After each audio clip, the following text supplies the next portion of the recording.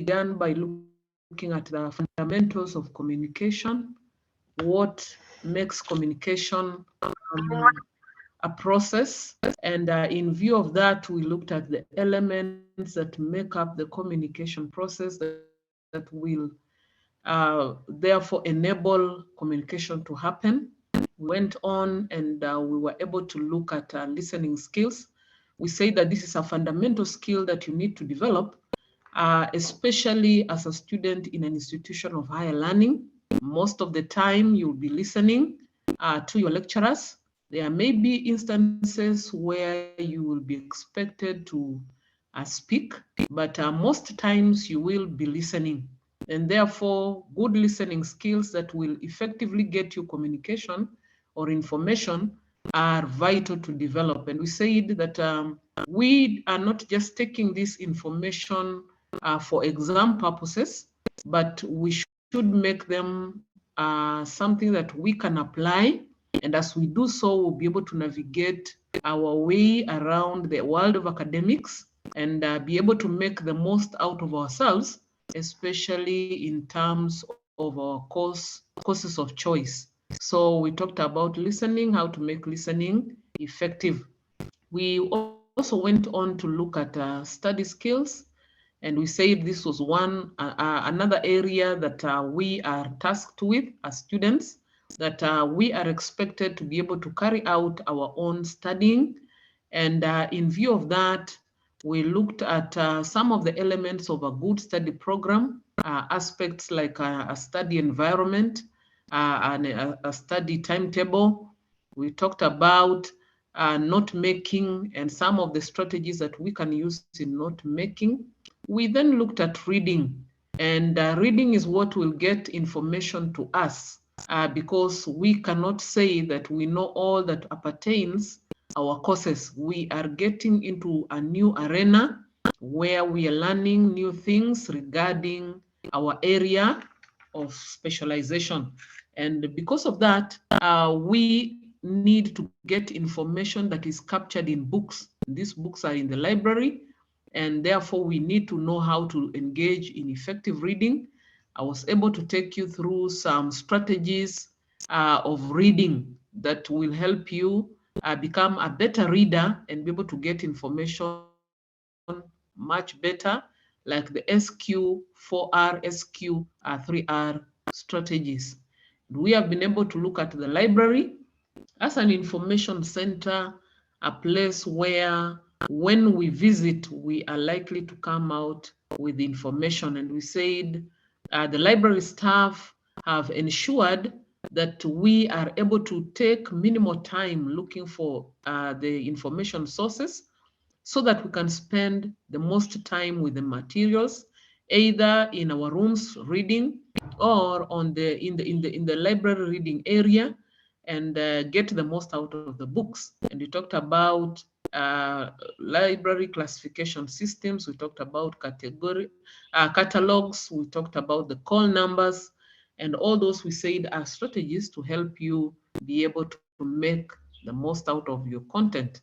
Then once you have found the content that you require or the books that you require, we also talked about documenting of sources. We say that in the world of academics, we come across work that has taken other people a lot of time to develop. So you do not just copy paste, you do not just pick ideas and put them together and say those are your ideas. No. Once you find an idea that is reasonable, that is useful, you should acknowledge, you should say, this is not my initial idea. It is the idea I came across in this book that was published in this year and that was written by so-and-so, beginning with the surname of the author.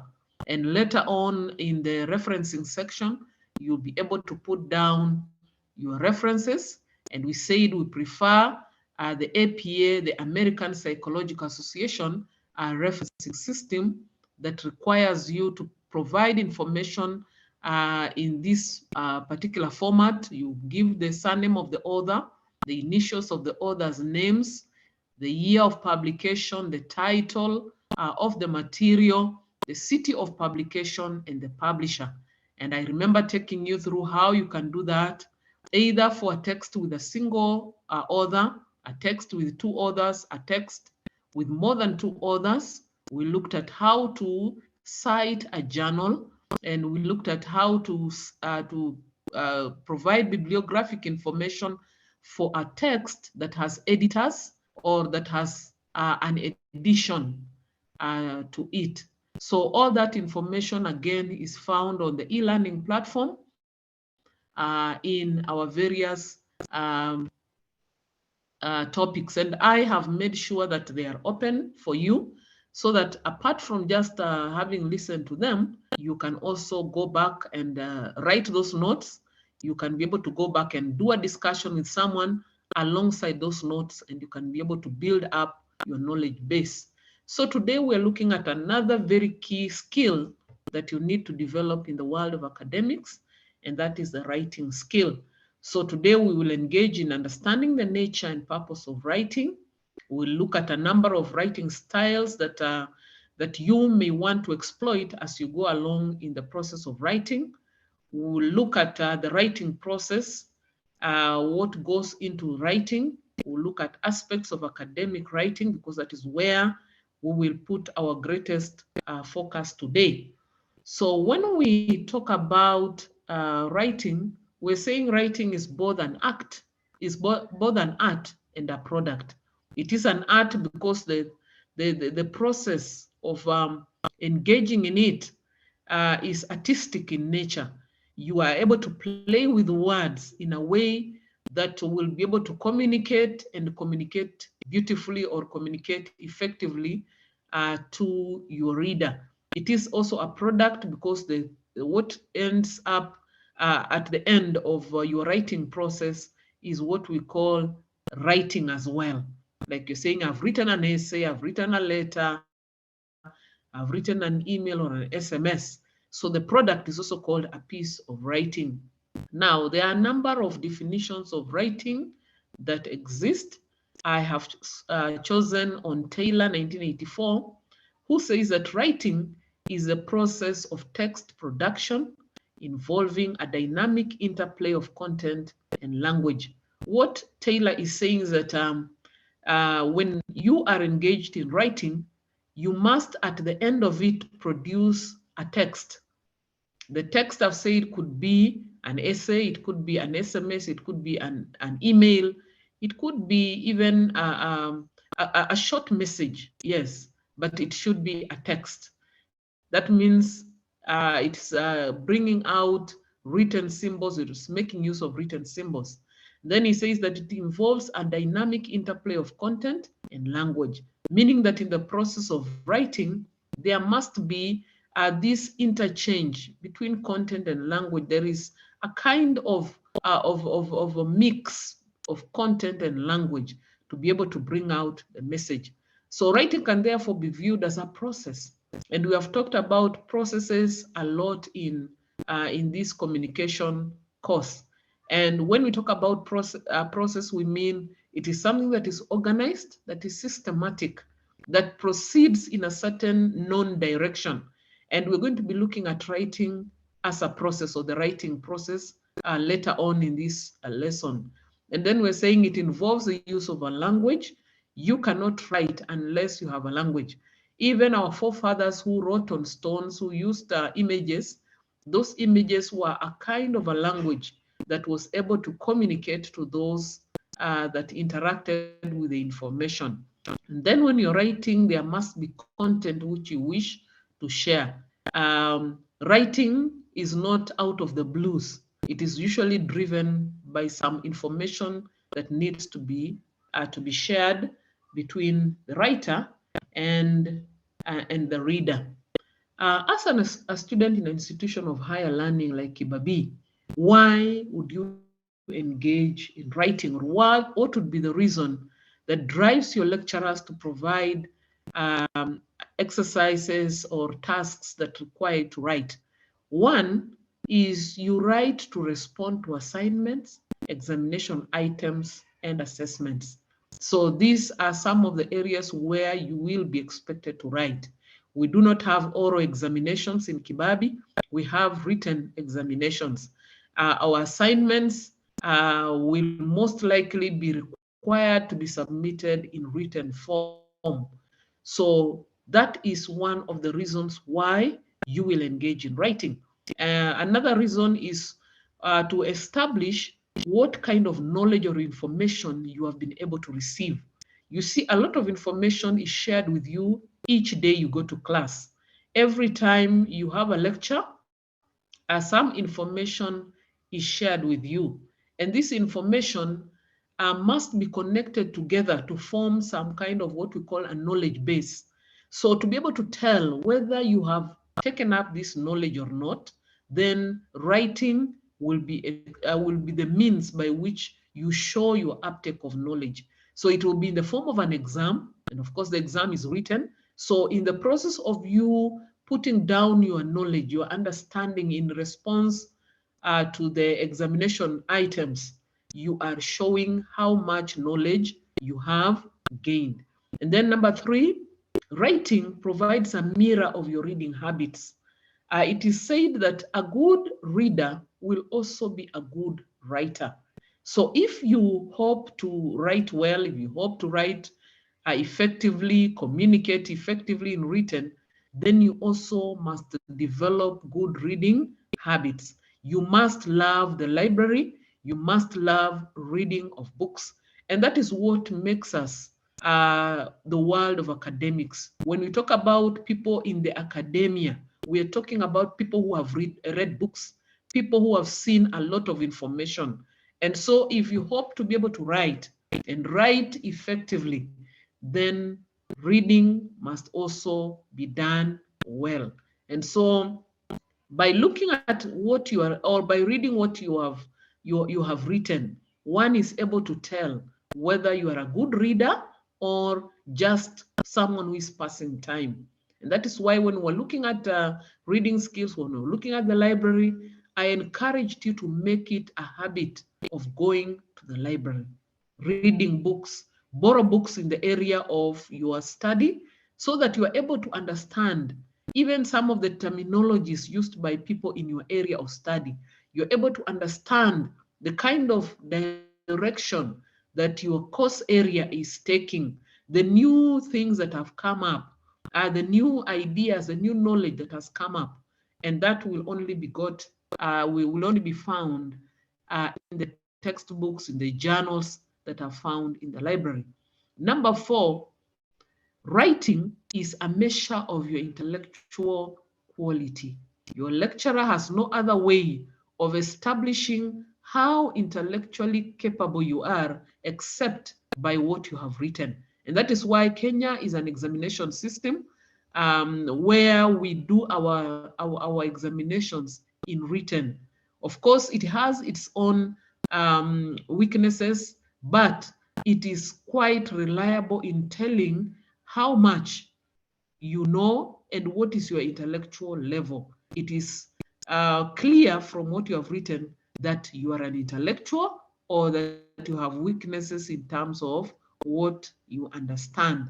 And finally, writing helps you to exercise critical thinking. Critical thinking. And what is critical thinking? Critical thinking involves making decisions. It involves making decisions, even if it is not about writing. But when we say, I am thinking critically, I am thinking about the decisions I'm about to make or I'm about to take. So when it comes to writing, then critical reading becomes that process that a writer has to go through in making decisions about a number of things regarding writing. One of the places where you must make decisions when it comes to writing is interpreting the topic of the essay. Many times, students fail to do well in essay writing, in responding to examination questions, in putting down information that is to be communicated to someone else. They fail because they are not able to interpret what the topic is all about. It may just be a brief kind of instruction, But sometimes when you have not interpreted it well, then you are likely to provide irrelevant information. I have seen students leave an examination room feeling very elated, feeling very happy about the exam, and they are giving each other high five and saying, I have passed in that exam. But now when the results come back, they are in for a shock, because depending on how they were able to read and interpret the topic of the exam or the question, then it will mean the difference between them passing or failing. So interpreting the topic of an essay, interpreting a question, an exam question before you write is a decision that you must make. You must think around the topic. Number two, brainstorming initial ideas that respond to the topic. When you are preparing to write, there is a need for you to think around it. Get initial ideas. Initial ideas will come from you, from your mind, from your knowledge of the subject area. If you are working in a group, then it will come from the group, initial ideas, before we go out and do number three, where we gather information. And we gather information through reading, we gather information through discussion with other like-minded people, perhaps members of the group. We do information gathering by, let us say, talking to the lecturer or looking back at the notes that we have received in a lecture. So deciding which information is relevant and which one is irrelevant is an aspect of critical thinking, because you must be able to decide that this information relates, is able to answer an exam question, is able to answer an essay topic, and this other information may not provide the ideas that I need. So the aspect of you deciding between relevant and irrelevant is an aspect of critical thinking. You will also need to think critically when you're making an outline, which is an organized way of putting your ideas. When you're creating your outline, you have to think which idea comes first, which one follows, and how do I conclude? How many ideas do I need to be able to make an argument, or to be able to make an essay that communicates or that is convincing? So to be able to decide on which ideas you will include and how they will be organized is an aspect of critical thinking. Even writing the first draft, because the first draft is basically something new. The other drafts will emerge from the first draft, but the first draft is totally a new thing you're doing. And so you have to think about what will be my first paragraph, what will be the other paragraphs, what will be the conclusion, how much information, which point makes up my first paragraph, what will be the supporting ideas, and things like that. Then when it comes to editing the content and the mechanics of your essay, then you also need to think. Think about what is right and what would be wrong. Because when we're looking at content, we're looking at information that responds to the topic. So you need to think, is this information relating to the topic or not? When it comes to mechanics, we're talking about aspects of punctuation, aspects of spelling, things like the combinations of sentences and all that kind of information. You need to think about what to leave in your essay and what to remove. And even how to organize the next drafts is an aspect of thinking. So when we're talking in overall, when we're talking about writing, we are talking about a process that will involve thinking. You cannot just write without having thought about what you're going to put down in the form of written communication. And so I want us also to then look at some of the common writing styles that you may want to exploit in the process of your essay writing. And I want to tell you that you are going to do a lot of writing, because as I've said before, one of the ways in which your lecturers will understand your uptake of knowledge is through your essay writing. They will give you tasks and they will expect you to write. And in your response, they will be able to make a judgment on whether you have understood or not. So these writing styles may be standalone. You can use each one of them alone on its own, or you can use a combination of them. But let us look at each one of them individually. The first one is exposition, or what we call expository essay. Exposition is a style that enables you to explain to the reader in a manner to show how something is, how something works, why something happened the way it did, and why it is likely to happen or not, and to relate the different parts of your written work together. So when you are writing an exposition, actually you are informing. You stand on the other side where you are informing the reader. You are explaining, you're clarifying thoughts and ideas. And all this is to enable the reader to have an understanding of the information you are bringing across. And so how does a writer engage in exposition? One of them is by defining terms in the topic. So for example, there could be some technical terms that you need to use in your essay. Defining them helps your reader to be able to connect the information and therefore understand it better. Another way in which you can engage in exposition is the analysis of the subject matter of the topic. That means you explain, you break it down, you break down the topic in a way that will help the reader to understand. What you'll be doing is you are exposing it. Sometimes this analysis may include description. By description, you're helping the reader to be able to see, to be able to have clear ideas about what you want to talk about. We may use cause and effect relationships where we're saying this has happened because it was caused by the other. So by bringing out this kind of relationship, this kind of description, then what you're doing is you are exposing that, for example, if I was to use a scientific explanation, I would say, for example, you're working on explaining how the Bunsen burner works, or the colors of the Bunsen burner and what they mean. So that we're saying that when the color is like this, then there is complete combustion of air. When it is like this, then there is incomplete combustion of air. So there is cause and effect. So by so explaining, you're helping your reader to be able to have clear thoughts and clear ideas about what you're talking about. Then we have comparison and contrast. And when you are engaged in comparison and contrast, what you're doing is you're trying to bring out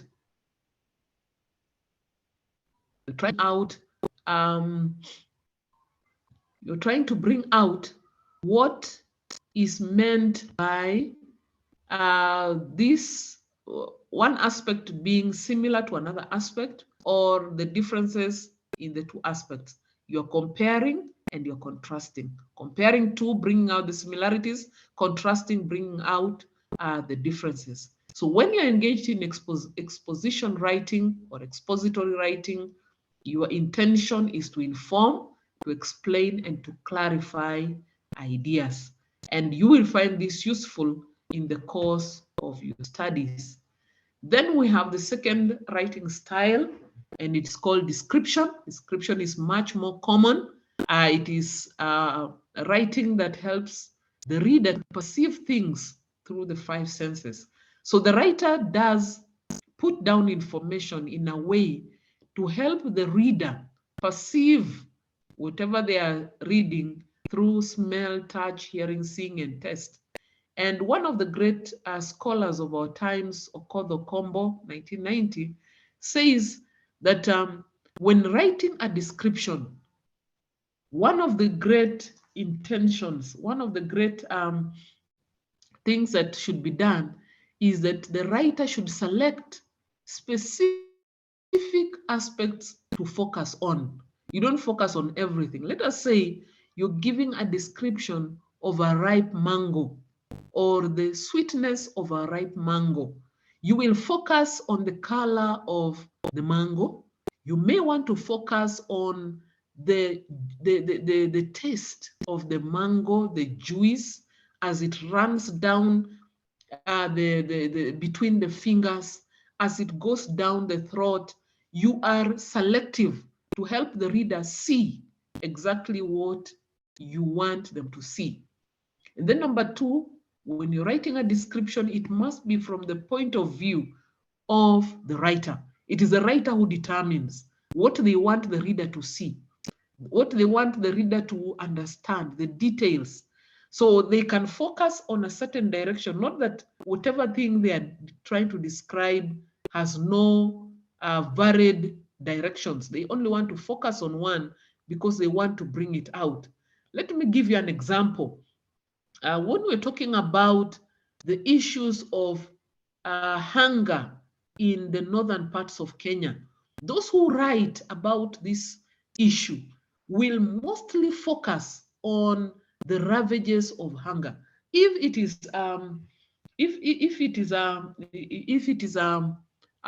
let us say a person taking a journalist, what they will do is they will most likely focus on the children who are dying, the children who are malnourished. They will focus on the animals, the remains of animals. They will focus on the landscape, things like that, because that is what they want to bring out.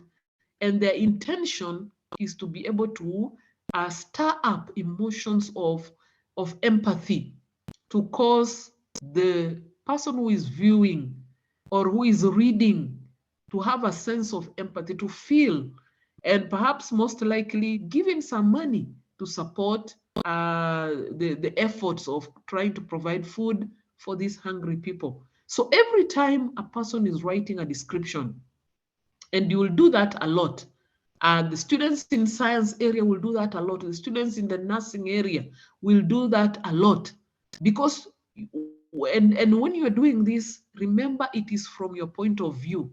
So you will amplify those things that you want your reader to see. If you want the reader to see a certain aspect, then that is where you will dwell, and you'll give minimal information about what you do not want them to see. And number three, that a writer who is writing a description should create a negative or a positive feeling in the reader. So if you decide that you want the reader to feel bad, then focus on all that will make them feel bad. If you want to post a positive view, then again, you'll focus on that which is positive with the intention of bringing out a positive mind or in the reader. So a writer's choice of subjective or objective description, it's a writer's choice to be subjective or objective. It is important that the writer makes the right impressions that will help the reader be able to create some kind of understanding of what the writer intends. Then the third, writing style, which again is quite common. I know you have been able to do it at the primary school level, at the secondary school level, is the area of narration. And when we talk about narration, we are talking about reporting information that has already taken place. I know at primary school level, we're doing creative essays. We moved on to secondary level. We did creative. Sometimes we just did factual narration of issues. But when we're talking about narration, we're saying it is providing information about something that has already taken place. So you're giving it as a story, and it is done in a sequential manner with very clear progress from the beginning to the end. That is, unless it is in literature. In literature, sometimes stories may not proceed in a linear manner. Sometimes the writer may decide to do what we call flashback, where they begin from the end and then they proceed to the very beginning of an event. But usually in narration, and if we're not doing literature, usually in narration, we will narrate from the beginning to the end. We will include aspects like the plot, That is the sequence of events that will take place in the narration. We'll have the characters of those that will be involved. We'll show their relationship with each other, the setting and the time of action. So someone will ask, so how can I use narration at such a point where I am in an institution of higher learning? And I would say this, there are very many places. You may be required, let us say, to describe the terrain that you have visited as a geographer. What you're doing is you're narrating. Let us say you have been asked to provide an explanation of how to boot a computer or how to undertake a certain computer activity.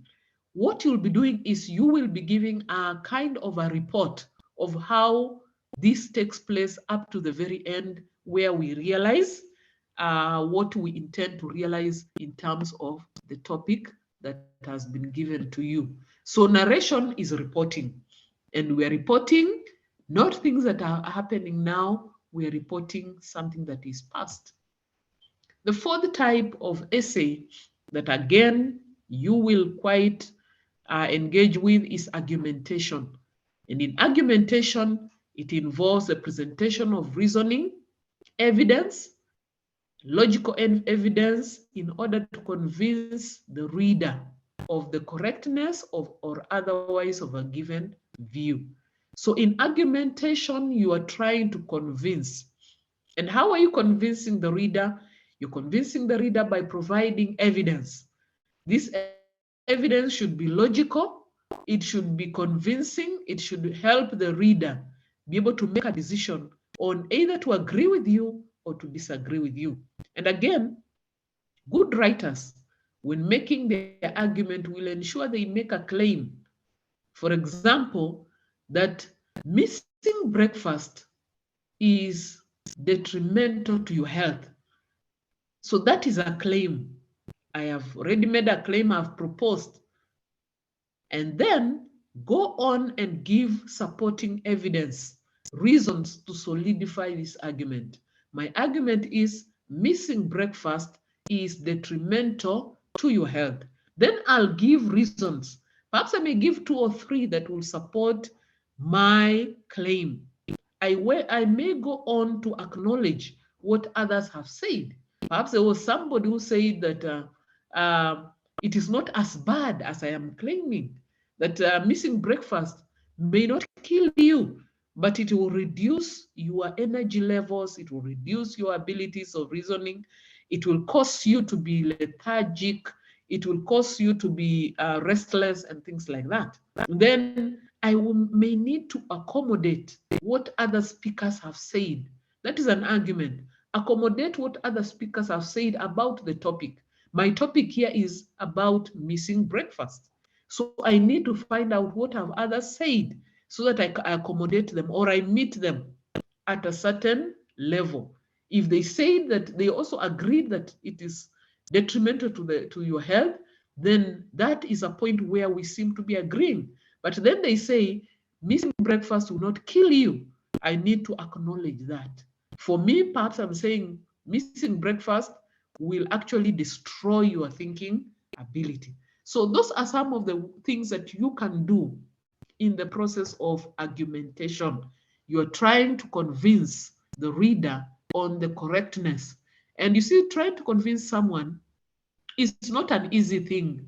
It requires that you go out of your way to get evidence, strong evidence that will convince the reader that what they are actually reading is worthy accepting, worthy moving with. That is argumentation. So those four writing styles can be applied either independently or they can be mixed. For example, you could be writing an argument, and in the process of writing your argument, there is something you need to narrate. Then a narration will come in. Perhaps there's something you need to describe. Perhaps you're writing about missing breakfast. It's detrimental to your health, and you want to describe someone who suffered or some of the repercussions of not taking breakfast. then you will be engaged in description. Perhaps you may want to give reasoning, reasons. Then you will be exposing, or you'll be doing expository writing. So in an essay, you can find yourself making a combination of these writing styles. You could also, at the same time, write using only a single kind of style. Most times, your lecturers will give you argumentations, and argumentative essays usually end with the word discuss, or they begin with the discuss. Discuss the importance of breakfast in the life of a student. And so what you're doing is providing information that should convince someone who has been missing breakfast to now turn to the process of having breakfast. Students, I want us to look at the writing process. We began by saying that writing is a process, and therefore it proceeds in a certain organized, logical way. And good writers know and understand that writing is a process, and they engage in it with this kind of understanding. So being a process, it begins with, it has 3 stages. And the first stage is a pre-writing stage. This is the stage that involves generating notes and planning the essay. And this can be done by doing the following: understanding the topic of the essay. Every essay has a topic. And this topic has certain keywords that you must be able to take note of. Number 1, it has what we call directive verb. The directive verb tells you the direction you should take. It could be a verb like discuss. It could be a verb like list. It could be a verb like explain. It could be a verb like describe. It could be a verb like analyze. So once you are able to understand the verb, then you're going to be on your way to now finding information in the right direction. So you need to understand the topic. Read the topic severally, understand it. The topic usually will have a subject which will be addressed by the writer. So that subject also needs to be taken into consideration. For example, if you were given to write an essay on the effectiveness of free primary education in Kenya, discuss the effectiveness of free primary education in Kenya. Our directive verb is discuss. Our topic, our subject matter is free primary education. So if you write your essay and you're writing about free pre-primary education, then you have not met the requirements of the topic. If you write about free health services, you will not have met the requirements of the topic. If you go on, let us say, to write about free university education, we do not have free university education, but let us say you decided to write about free university education, you will not have met the needs of this topic. So understand the topic. Then we have words that help you to limit the scope. We are discussing the benefits or the effects of free primary education in Kenya. Now, if you wrote about free primary education in Tanzania or in Uganda, then again, you will not have met the needs of the topic. So it is important that you focus on understanding the topic. I usually ask my students to underline the words, the keywords of the topic. And in so doing, you will be able to then, to work and to write relevantly. Number 2, under pre-writing, it is gathering information or gathering data. This can be done through discussion with a friend. It can be done through reading a textbook. It can be done through reading your notes, or through even inquiring from a lecturer or something like that. So you gather data or you gather information that addresses the topic. Then number 3, under pre-writing, we will select relevant details and leave out the irrelevant ones. We'll organize these relevant details in a logical manner and then develop a plan of our essay. A plan is a good thing to always develop because a plan helps you to see what are the ideas you're going to be dealing with and how far you can be able to deal with those ideas. Sometimes in the process of writing, you may find yourself having ideas that are similar. Let us say 2 or 3 ideas that seem to say the same thing.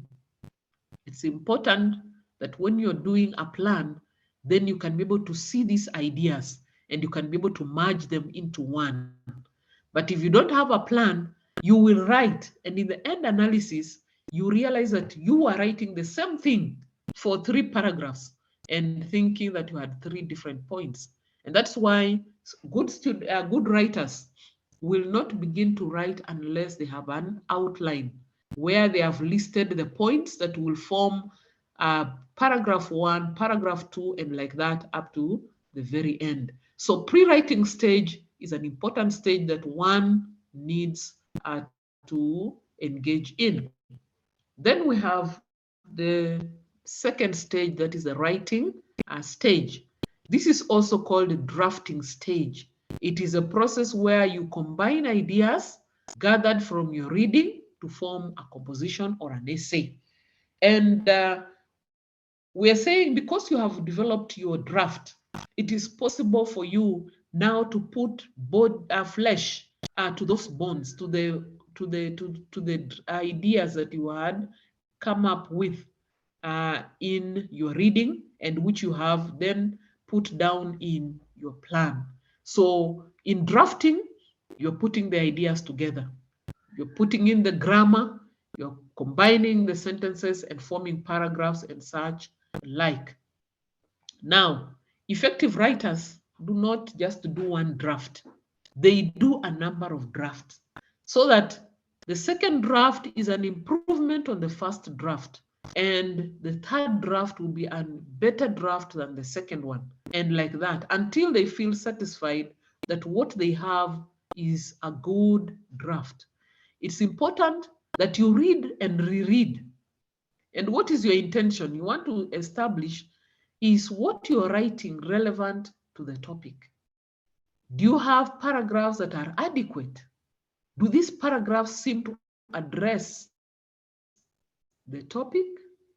Inside the paragraph, do we have sentences that seem to be that conclusively bring out an idea? Are they logically organized? Are the ideas flowing? That is the intention of writing several drafts. So that the first draft is usually a kind of a brainstorming.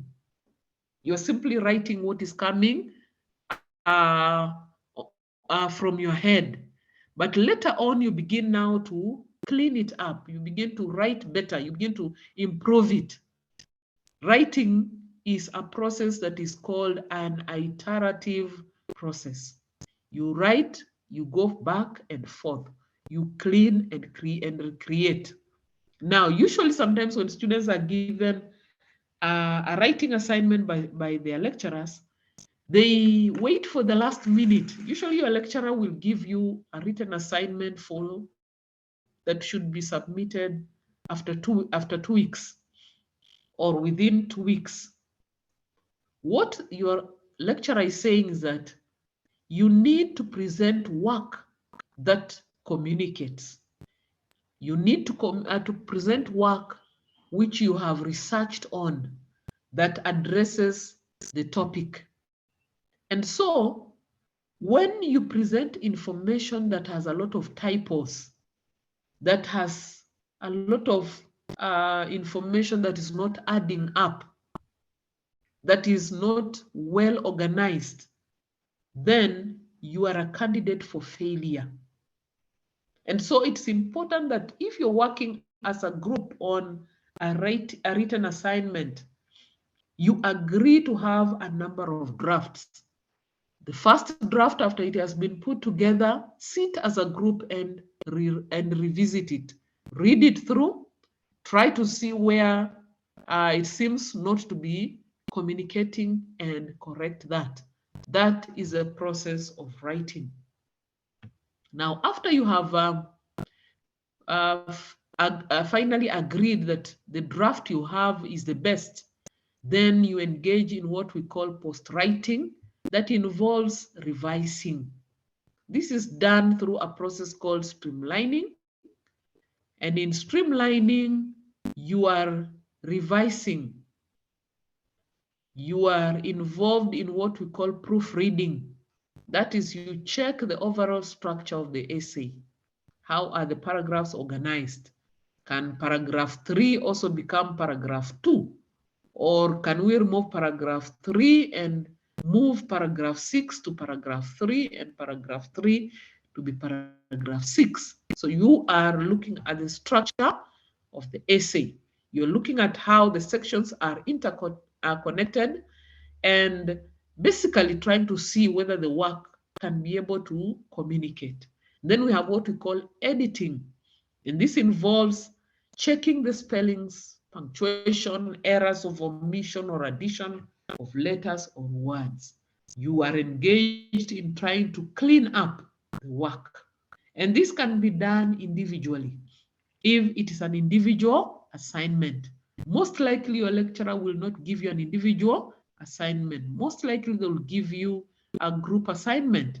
So together with a peer, you can be able to do what we call peer editing, where you exchange the drafts and then each one of you is able to read through, make some kind of checks and check those areas that are not communicating, either in terms of spelling, in terms of punctuation, in terms of omission or addition of letters or words.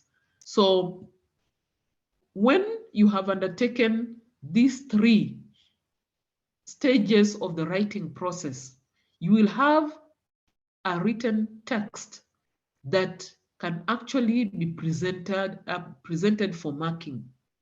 So never submit work that has not undergone the process of, or this writing process, where you have planned from the beginning, you have been able to pre-write, you have engaged in writing, and you have engaged in post-writing. Now, students, I want you to know that the writing you're going to engage in as a student in an institution of higher learning is what we call academic writing. It is where a scholar writes for other scholars. You are now a scholar by virtue of being a student in an institution of higher learning. You have become a scholar. So when you write and submit the work to be read by your lecturers or by your colleagues, then what you're doing is called academic writing. It focuses on topics or questions that are timely, relevant, and of interest in the academia. And this could be term papers, project reports, dissertations, and conference papers. Why should you engage in academic writing? Number 1, to report on a piece of research that you have done, to answer a question that you have been given or you have chosen, to discuss a subject of common interest and give your view, or to synthesize research done by others on a certain topic. So basically, academic writing will be writing for other scholars on areas of interest to the scholars. And when you are doing that, you're bringing out your kind of understanding of the subject and even putting together what others have been able to write. Now, academic writing has a number of characteristics, and I want us to look at them bit by bit. We're saying it uses a focused approach. It ensures proper structuring of content, usually works with referencing, the kind of language and style and tone is formal, focuses on proper use of punctuation and grammar, and it is plagiarism free. So I want us to look at these elements one by one. Academic writing uses formal language. That means it will use what we call proper English. And this proper English will also be objective. Objective language emphasizes on facts, information, and arguments, as opposed to subjective language, which focuses on feelings and biases. And you can see how objective writing can be done. It makes use of the third person pronouns, while subjective writing will use the first person pronouns or second person pronoun. It also makes use of, or it also ensures that a message is clear. That is academic writing. It strives to ensure that the message is clear, and this is done by use of unity in the text, so that paragraph 1 and paragraph number 6 are all interconnected. They are all trying to address the topic, which could be the title or which could be brought out in the first paragraph. The first paragraph is usually the introductory paragraph, and this paragraph helps us to see what the essay will be all about. So all the paragraphs that come after the introductory paragraph should have some connection. They should be connected, they should be relevant, and they should address the topic. That's what we call unity. Then they should be coherent. That means there should be some interconnection. And this interconnection is done by the use of transition markers. Words like however, additionally, second, those are words that signal the next thought or the next direction in the essay. Because we are reading what has already been written down, we need some kind of a signal, a marker that helps us to know where to go next. And so transition markers, words like firstly, lastly, hence, moreover, are words that will help signal to the reader where they are going. You can also use repetition of words or use synonyms. You know, synonyms are words that have similar meanings, different spellings. So you can make use of synonyms or the use of pronouns or reference words like this, they, those, and these. Those are aspects of language that is used in academic writing. So we do not expect to see you writing a mixture of English and Kiswahili. We do not expect to see you using slang, what we call lugha ya mtaa. We do not expect you to make use of colloquialism.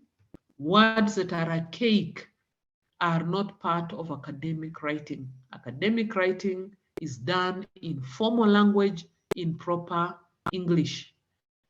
The second element is that an academic piece of writing has a clear structure, and this is done through paragraphing.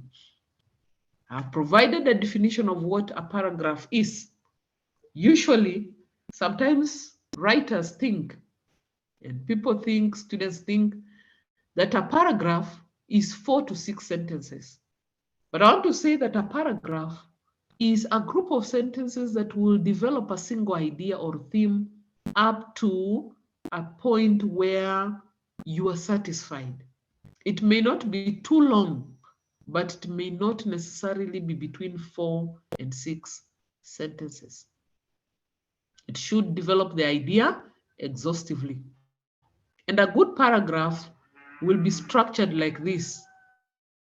It will have a topic sentence. This is the first sentence in the paragraph. It has the general idea that the paragraph is addressing. And then it tells the reader what is going to happen in, or what's going to be said about that idea. The same paragraph has other sentences which we call supporting sentences. Remember, the topic sentence was a single sentence. Supporting sentences could be a number, and these provide details that support the topic sentence. So they could be a number of sentences. They will consist of reasons, facts, statistics, testimony, quotes, names, figures. That is the evidence that will be found in the supporting sentences. Then lastly, we have the concluding sentence, which is also called the clincher. And this clincher should be able to tie together the idea discussed in the topic sentence. If you go to the notes, you'll be able to see an illustration, a clear illustration of the topic sentence, supporting sentences, and the concluding sentence. So a good paragraph should have that kind of breakdown: topic sentence, supporting sentence, and concluding sentence. Then the whole essay should again be structured in such a way that you can clearly see the introductory paragraph. The introductory paragraph is usually the first paragraph that you come across when you're reading an essay. It usually has general information regarding the essay. Sometimes it may provide a direction on how the essay will be handled. For example, the writer could say, in this essay, I am going to discuss the effectiveness of free primary education in Kenya. Or in this essay, I am going to argue against the proposal of free primary education in Kenya. So you can see that the writer is providing a direction. Is providing a direction for the reader so that the reader does not read without any direction. The introductory paragraph provides a kind of a signpost. It signposts the reader. Then we have body paragraphs. Body paragraphs are a number depending on the ideas that the writer has come up with, which they intend to use to make their argument. So these paragraphs, again, will take the structure that we saw in this slide. They will take this kind of structure. This is the structure of body paragraphs. Every body paragraph will have a topic sentence. Every body paragraph will have supporting sentences and concluding sentence. So a combination of these three will make one single body paragraph. So depending on what the writer wishes to say, they can have as many paragraphs as they wish in order to bring out the essay. Then we have the concluding paragraph. This is the last paragraph in the essay, and it signals the end of the argument or the end of the presentation. So you realize that a good academic essay will have a single introductory paragraph, will have a single concluding paragraph, but will have a number of body paragraphs. That is how an academic essay should be structured. So if you find yourself writing your essay using point form, then what you're saying is that you do not understand how to write an academic essay or how to engage in academic writing, because academic writing works with paragraphs. It does not work with point form. It works with paragraphs.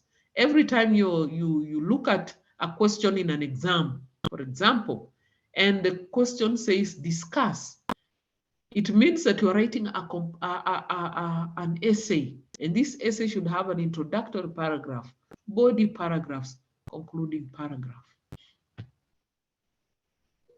The third aspect of an academic essay is that it makes use of evidence. And evidence is all that information that you use to clarify, support, or oppose a claim. Remember when you're writing, you make a claim. Now this claim has to be supported. It needs to be clarified, or in some cases, you may want to oppose a claim.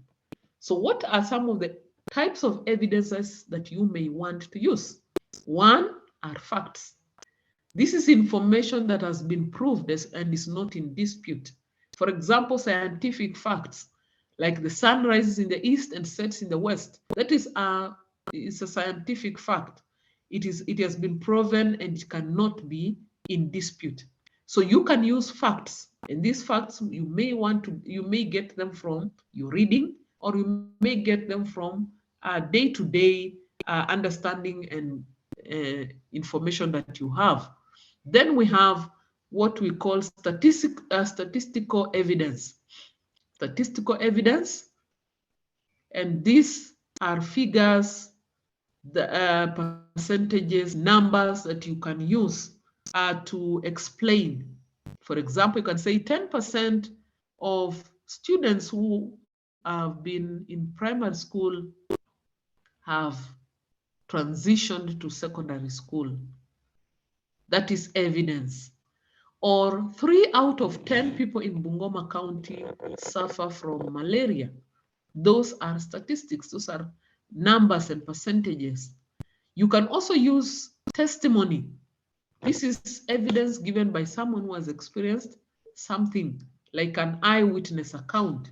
I'm sure you've been able to hear of eyewitness accounts. Someone who saw something happening and they are sharing information.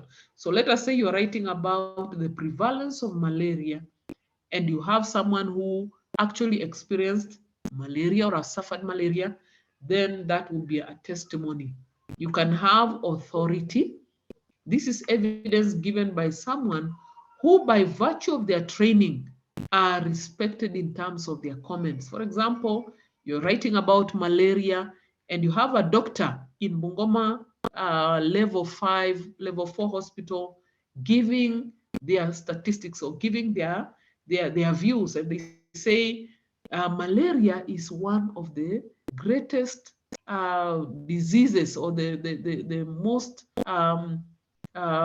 scary disease in Bungoma County. What they have done is they have given you evidence by virtue of their training. If it's a teacher and the teacher says free primary education has been able to achieve so much in the sense that most students have transitioned to secondary school after successfully completing the primary school cycle. What you're doing is you're getting information from an authority. Then we have what we call empirical evidence. This is evidence that arises from what you observe in the world around. From your own observation, you can have empirical and even logical evidence.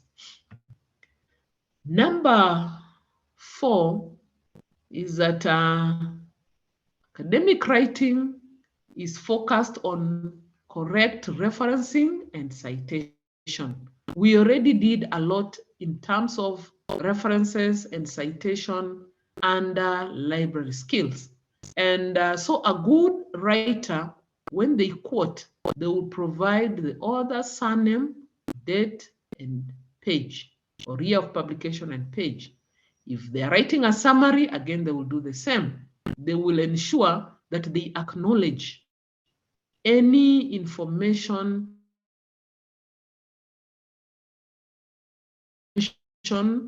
that supports or otherwise as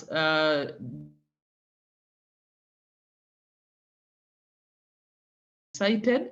And then at the end of the essay, you create what we call a reference section, so that you have references, which then anyone who wants to follow your thoughts, wants to follow your argument, wants to follow your reading, can be able to find it by looking for those textbooks that you have cited, those journals that you have put in your reference section. So a good academic essay does not emerge from our imagination. You remember the essays you used to write in secondary school, those essays that were imaginative, where once a long time ago the elephant used to live with the hare. They are not that kind of writing. Academic writing moves away from creation, from being creative, and it moves on to being factual. And because of that, then you may want to read what other people have written, and you may want to get their support from what other people have written. Then number 5, an academic essay is streamlined or well edited. When you are editing, what are you doing? You're trying to clean up your essay in terms of the grammatical concepts.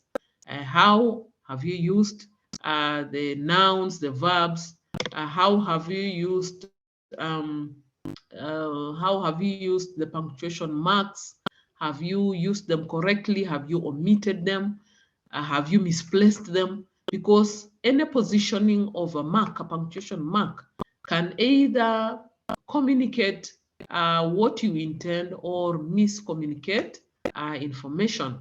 So you need to check grammar, you need to check punctuation. We're saying avoid slang, idioms, colloquialism, and contractions such as the use of the words like can't, won't, don't, shouldn't. Those short forms are not to be used in academic writing. You do not expect to find idioms like I padded my hoofs, or suddenly I heard sounds like the tum-tum drums of West Africa. Those are not the kind of information that you'll find in an academic essay. An academic essay, we said, uses formal language and uses grammar in a proper manner. We said it will make use of objective language. It will avoid subjective words. That means you use words that are objective, and I've already given you what we mean by objective and subjective. If you use an abbreviation in your essay, then do so after you have, in the first instance where you're using the abbreviation, expound it. Then you can then be able to use it later on without expounding. Use the passive and active, both the passive and active voice. Do not apologize to the reader, as this reduces the authority of the writer. There are some people, when they write, they keep using the word please. And the addition of please kind of brings you out as a beggar, a person who is constantly begging, apologizing, apologetic. So avoid the use of such words that reduce you to a beggar in your own writing. And in the event that you have any technical terms, ensure that you're using those that are familiar with your readers. How do you know that certain words are familiar with your readers? You have established already who is the target or who is the focus of your essay. So because you have established this, then use terms that are familiar to them. So to summarize, the writing process would say that it will begin with the pre-writing stage. You can see here it's represented by the use of a bulb, meaning that some kind of ideas come to your mind. You're brainstorming what you're going to do. Then you do engage in research. You search for information. Then you draft what you have put together. Then you revise the content through proofreading, through editing, alone or with a peer. Then you reorganize your essay from the revisions. Then you edit. Then you proofread again, finally, before you submit it for marking. Because usually most examiners will expect, most of your lecturers will expect that you produce work that is to the level of your academic growth. So you do not present information that has a lot of typos, that is illogical in terms of its arrangement, or that is not addressing the topic. When you do so, you are likely to fail in your submission. And when you're working on a writing exercise or a task, you will do that as a group. So do not allow, and you'll get a group mark, do not allow members of your group to do a shoddy work. Because if you're going to get 2 marks out of 15 or out of 30, then the 2 marks will be spread across to all the members of the group. So always insist on proper writing process. We begin by brainstorming our ideas.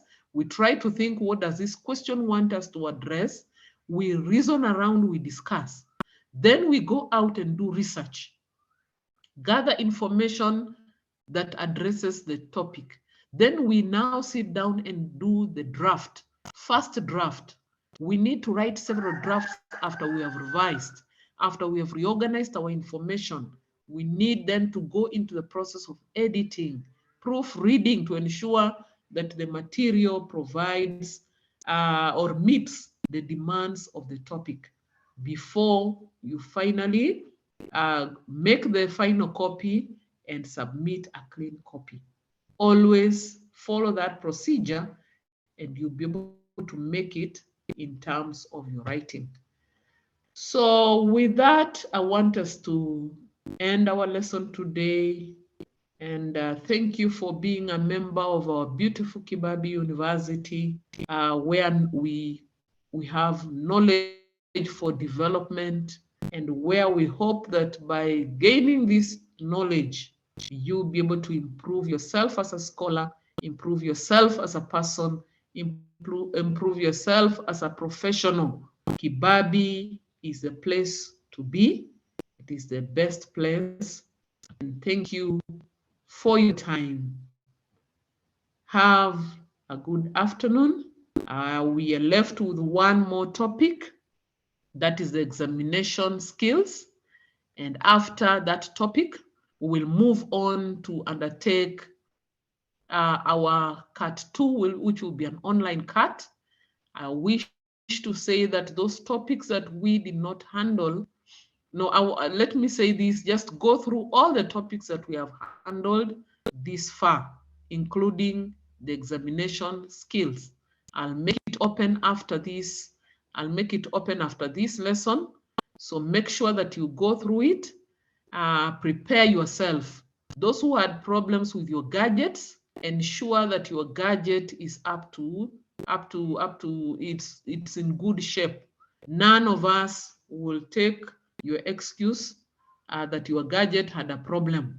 And make sure also that you are on Telegram, you are on WhatsApp, so that at the end of it all, whichever one will work on that day will be our place where we'll work towards our exam. So prepare yourself. Said the next lesson will be examination skills, and then we'll be ready for our CAT 2. Have a good afternoon.